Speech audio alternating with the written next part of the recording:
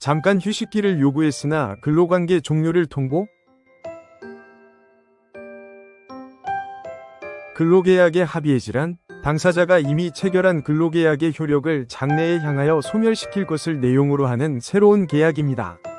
따라서 이 계약의 성립을 위해서는 당사자 사이에 해지에 관한 청약과 승낙이라는 의사의 합치가 있어야만 합니다. 누가 먼저 근로계약 해지에 관한 청약을 하였는지에 따라 두 가지로 나뉩니다. 근로자가 사직서를 제출하고 사용자가 수락하는 경우인 위원면직, 사용자가 합의해지를 제시하고 근로자가 이에 대하여 사직서를 제출함으로써 승낙하는 경우인 권고사직 경우입니다. 근로계약의 합의해지에는 근로자의 사직서 제출이 매우 중요한 역할을 합니다. 근로자의 사직서는 근로계약을 해지하고자 하는 근로자의 의사를 명확하게 표현한 문서이기 때문입니다.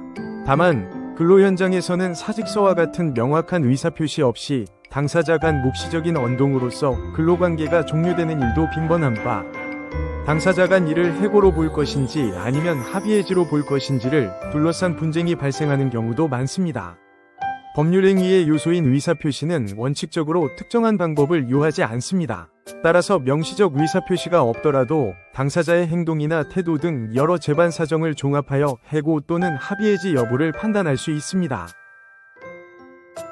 근로자의 경우에도 근로계약의 해지와 관련하여 명시적으로 사직서를 제출하지 않았더라도 사직의 의사표시가 존재한다고 인정될 수 있습니다.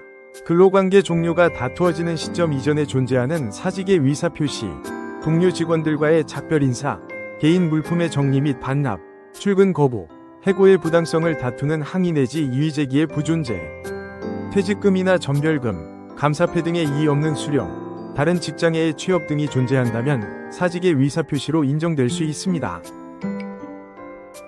근로자는 건강상의 문제로 사용자에게 당분간의 휴식기를 요구하였는데 사용자가 퇴직으로서 근로관계를 종료시키자 부당해고 구제 신청을 제기하였습니다.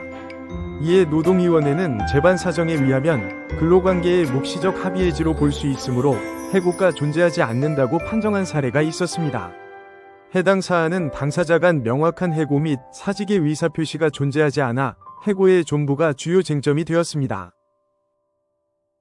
구체적인 판단 근거는 다음과 같습니다. 첫 번째, 사용자는 근로자가 몸이 아파서 당분간의 휴식기를 요구하자 이를 허용하였고 근로자가 구제 신청을 한 이후에도 근로자의 원직 복직을 원하고 있으며 근로자 역시 이전에 사용하기도 했던 병가나 휴직 등을 요구한 것이 아닌 당분간의 휴식기를 요구한 것으로 볼 때 근로자의 요구를 사용자가 수용함에 따라 근로관계가 종료된 것으로 보이므로 사용자에게 해고의 의사가 있었다고 보기 어려운 점.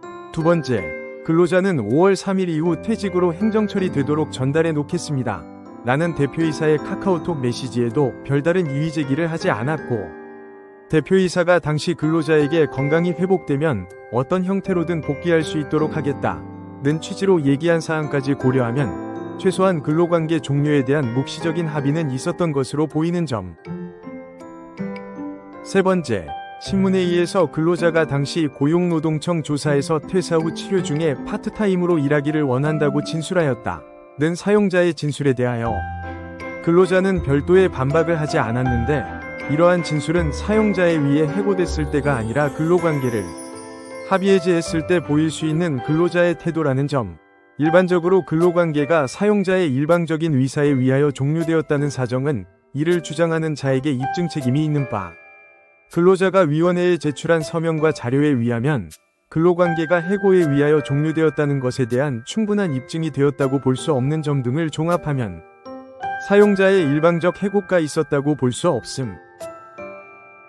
판정단은 사용자는 근로자가 구제 신청을 한 이후에도 근로자의 원직 복직을 원하고 있으며 근로자가 이전에 사용하기도 했던 병가나 휴직이 아닌 당분간의 휴식기를 요구하였고 사용자가 이를 수용함으로써 근로관계가 종료된 것이기에 사용자에게 해고의 의사가 있었다고 보기 어렵다고 판단하였는데요. 아울러 근로자는 사용자의 퇴직 처리 및 추후 복귀와 관련한 안내에도 별다른 이의 제기가 없었던 점, 고용노동청 조사 시 근로자의 진술은 사용자에 의해 해고됐을 때가 아니라 근로관계를 합의해지했을 때 보일 수 있는 태도인 점 등을 종합하여 사용자의 일방적 해고는 존재하지 않는다고 판정하였습니다. 노무법인 로엔이 함께하겠습니다. 이러한 분쟁을 예방하기 위해서는 당사자 간 묵시적 의사표시보다는 근로자의 사직서 등 명시적인 의사표시로서 근로관계를 마무리 짓는 것이 주요하다고 할 것입니다. 관련 전문 지식과 경험 지식을 풍부하게 보유한 전문가의 도움을 받는 것이 현명한 방법인데요. 묵시적 의사표시에 대하여 도움이 필요하시다면 농업법 일로엔에서 함께 해결해 나가시길 권해드립니다. 부당해고 구제 신청 전 꼭 해보세요. 농업법인 로엔이 직접 개발한 무료 해고 확률 계산기로 나의 부당해고 사건의 승소 확률을 알 수 있습니다.